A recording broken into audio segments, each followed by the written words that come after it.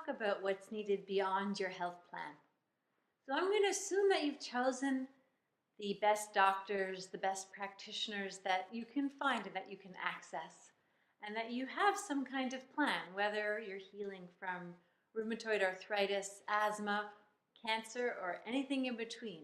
I'm going to assume that you've made choices about what drugs you want to take or not take, what supplements are going to support you, what kind of dietary changes might help support your healing, what physical therapies, what exercise, what visualization, what meditation.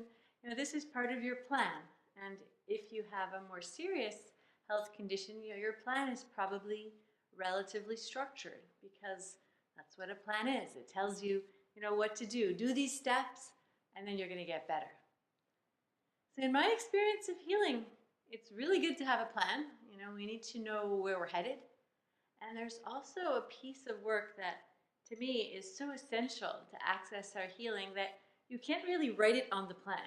The bullet point of free form, feel what's needed to shift life into healing vibration.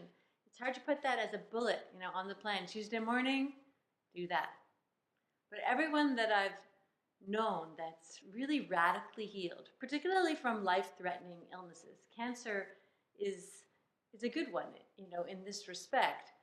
The light side of cancer, which not too many people talk about, is that it brings people, to face their mortality. And faced with mortality, that's a bigger threat than some of the other things that, we may have previously been avoiding. Of the women that I know, and I know several who've healed from breast cancer and really healed, they're really thriving and they're well.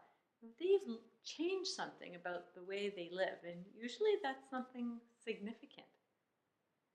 So this is the nebulous area which I encourage you to explore as it relates to your healing.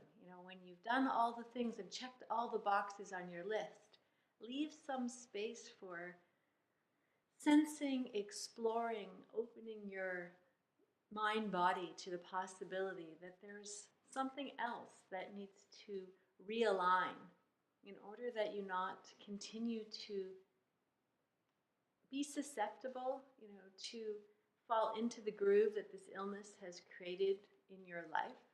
And I don't mean it in, think your way out, positive affirmation your way out. That's helpful, but that's a bit more superficial than what I'm talking about. I'm not denying the underlying, need for all kinds of real medical treatments. And what I'm saying is that alongside those treatments, in parallel, there's a psycho-spiritual component to healing that is essential as